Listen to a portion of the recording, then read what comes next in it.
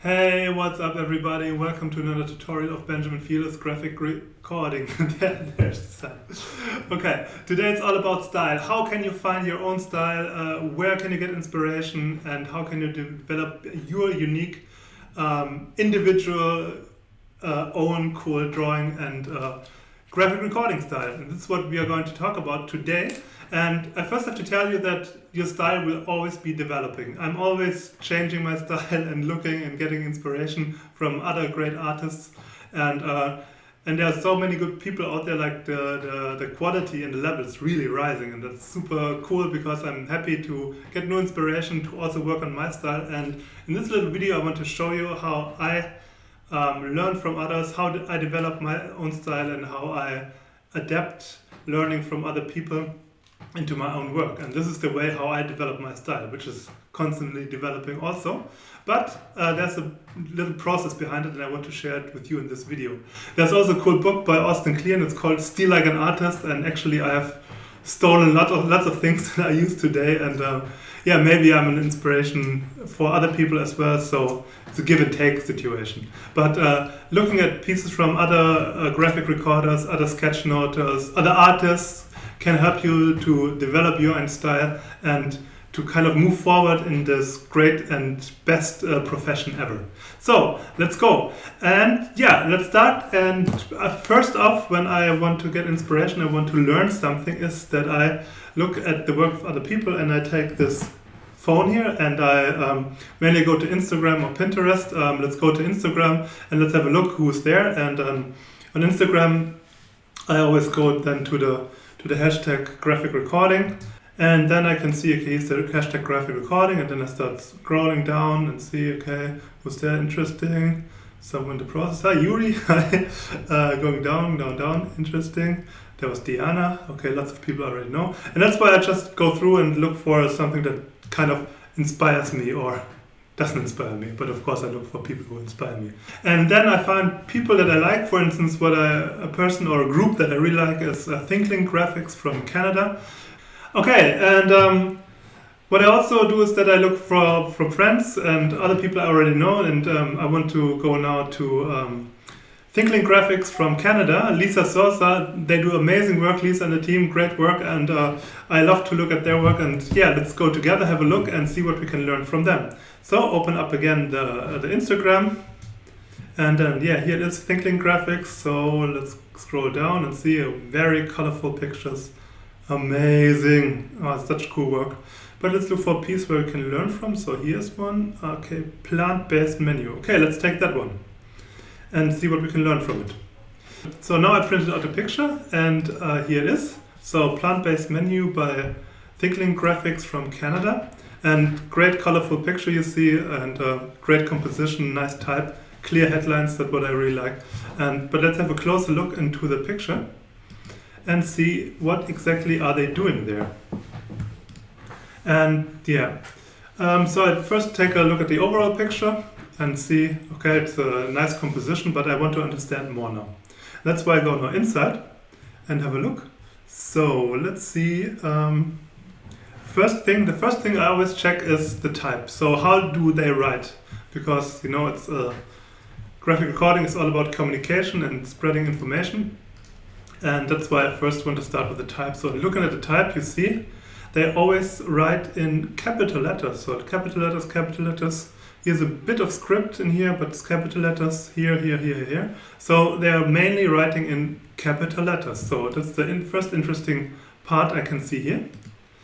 And this gives me also an idea. And what I also see is that they have this kind of, how do you see, this kind of display lettering here. And I know from other people that they have like the huge display lettering. They sometimes color it in or make color gradations here.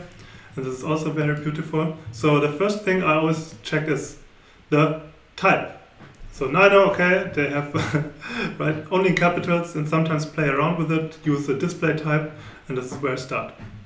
Good. The next thing that I look at is how are the icons and the symbols drawn. And you can also see it's a very nice style they have here. But let's take a closer look and see, okay, here's like it's more like I would say sketchnoting style, graphic recording style, simple comic character in black and white. Then we have colored options here, also with a gradation in here. A lot more nice icons and with the simplified character down here. But what sticks to my eye is that I see that around the character here there's always like a gray thick outline, or like you have it also here, and you have it down here with the hands, like a gray outline. So there's also something that you can learn to make like a, once you have drawn something, that you make like a thick gray outline around it. I made a YouTube tutorial called the Berlin outline before, and that's where you basically draw a character and then you go around the character with a thicker black line. And you also can check out this style because it's also a kind of a cool style that I really like and often use. Good, now we have the characters and the symbols, and I see it's very nicely drawn, and often they are fully colored, and sometimes it's only black and white, so there's like a small mix in the character design. Okay, let's now have a look at the general coloring of the picture. So it's a very, very colorful picture. I mean, it's plant-based, so that's why there's mainly the green color inside. But what you also can see is that they often, when you squint your eyes please, that you see that like bold colored areas are in the picture. It's not like sometimes where people only make like some colored marks. Here there's like, you can see that in the symbols, in the icons, there's a lot of color, and then also they always place text on colored fields, like you have here, you have over here, you have this inverted white on black, or also have here more colored areas where the text is drawn upon. So this is also really interesting. So lots of colored areas, fully colored, and not only working with colored marks, and even have some gradients here.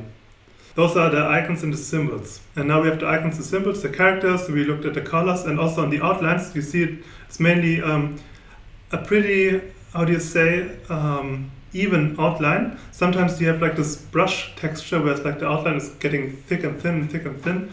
Here the outlines are very, in one line, it's like a monoline outline, you can say. So when you look at here at this little piece, or look at this bowl or the hand, you know, it's like not drawn with a brush pen, it's drawn with a normal pen. And that's also what you can see here, which is quite obvious. Okay, and then what I also check is the fifth point are dynamics. How dynamic is the picture? And you can say that the picture is very, very dynamic. You see it's going up and down, and there's a lot of movement in the picture. So, I mean, you can see there's like things going down, then it's like kind of a movement here. And what they also have, what you can see, lots of colored strokes, like lots of dynamic, you can say it's a bit of fill-in that you also have here. You have like fill-in lines, and down here you also have like some lines, and here also some lines that kind of fill the white space a bit, and also give like the whole picture a very good dynamic, and it's very vivid.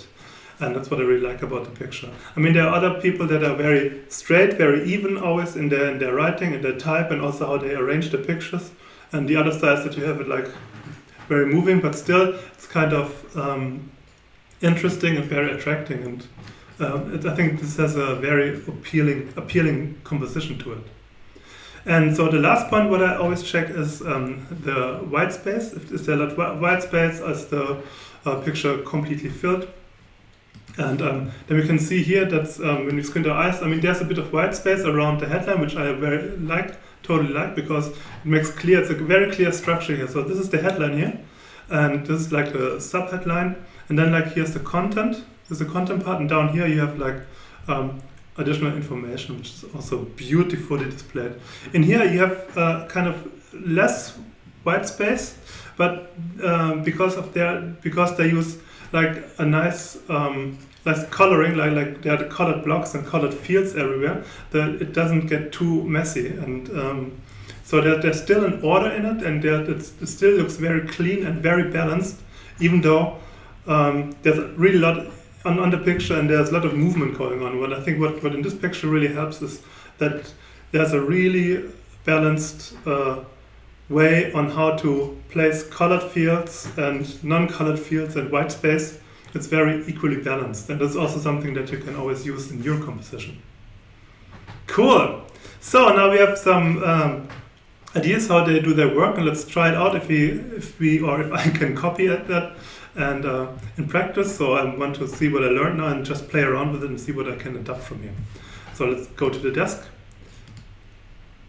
And here's the desk. So we have here another picture, and okay, I can place it maybe down here. So like this, and let's see what we can take from here. And I just want to basically continue the recording here.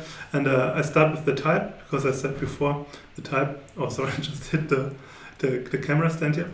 The type is it's written in only capital letters, so let's have a test. So let's write here, like something like this. And they always sometimes play around a bit with the type. Maybe they use the brush pen for this, I don't know. So it's kind of like, just kind of type a bit here. And then I want to take this display font over here from the consumer and make like something like here. Something that you can, you may need a bit of practice in the beginning when you start using this kind of display type, so that the lines are quite even, that you are able to read it in a cool way. S's are always hard. It's not the most beautiful S, but it still works. So we have a bit of a display type here. And then there was a bit of script they sometimes use. So there's a bit of script here. Let's test. Let's write something in script. Let's test this. And then again go for... maybe we could use a colored style, colored type now. Because I always used a lot of color type here. Like you have the green here. Also the green here. I only have a yellow now, but let's make it like this here, with a little bit of downward stroke. So let's test this style and play around a bit. You see playing around a bit with the dynamic here. And now I have a colored picture here, a colored headline, and I also can make like some movement lines here. Play around with this element they have here, like some lines. It's not as beautiful as Lisa has done it, but still it represents kind of this area here. And what I also have seen sometimes that they make some gradients in there, and when they have like this display type. And then, let's go for, let's draw a little character here, a small character. Just have to pull down the paper here a little bit. Let's draw a small character. How does it look like? So just make also like a small woman like this and try to copy it. What you also can do is you can like place this piece onto your tablet, iPad or so, and draw over it and try to understand the style a bit. So then we can also like this, and then she has this cool hair like this. See the hair going down here, up here again. So it's not as nice as from Lisa, but still. Draw a little hand. I love to draw those little hands here. And this is about the style. Let's give it like a little thumbs up.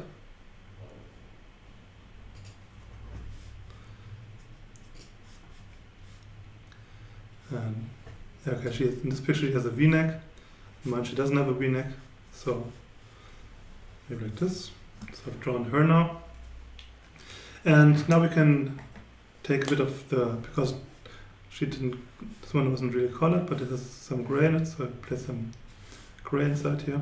And also then what I said before, or recognized before, that there's a gray outline around it. So let's place a gray outline around it here. See, it's also how they treat the character here. And yeah, it's not as nice as Lisa's, but still it's cool. And then they have like other symbols where they color it more. So I can place now maybe a little marker here, because like thinking developing your own style. So I draw a little pencil up here, and I give it some color. Now I color it to move it down again. Now I color it evenly, kind of evenly. Maybe a bit darker on the side here, or I can go in with a bit of gray to also give a bit of another feel to it. So now I've was copying basically when they were drawing, we're coloring the full symbol here. And then also around here, can go again with a gray outline. And yeah, it's slowly getting into the direction. Something's missing, and those are the colors. So they, like I said, they work with a lot of colored fields. So I definitely will color this one here. So, and then we need some more color, maybe around here even. Let's test the style. What we also can do is like color around the display font.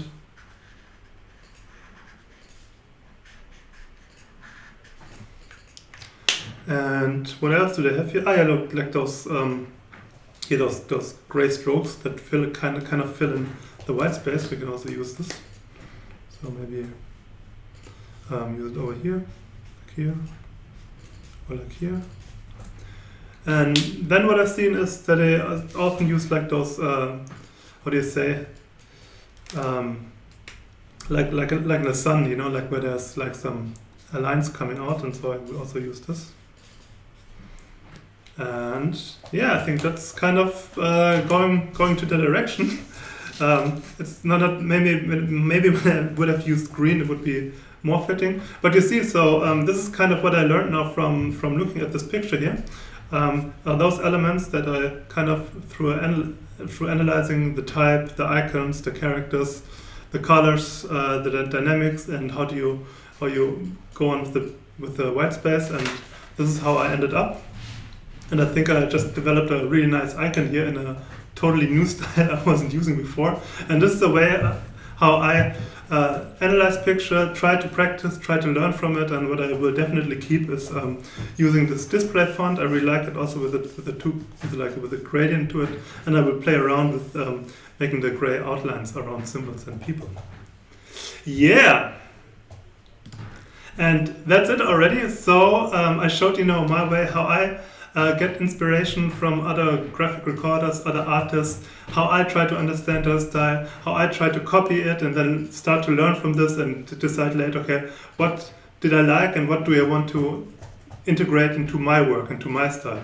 And this is a very beautiful way. And so like you are always like a mixture out of all your inspiration that you have, and maybe you sometimes create something new that inspires someday someone else. But I totally love looking at other work, wanting to understand what the artist did there, and then try to get it into my work. Okay, so if you like this little tutorial, this little video, please use the comment function, comment. Also use the comment function to name artists that you like, to link the artists that you like. Who are your most favorite artists, graphic recorders, sketchnoter? Put a name into the comments down here so that they also get a bit more attraction. And of course, subscribe to the channel if you like the video, and most of all, have fun drawing, enjoy, keep up the good work, use your pens, and see you around next time. Bye.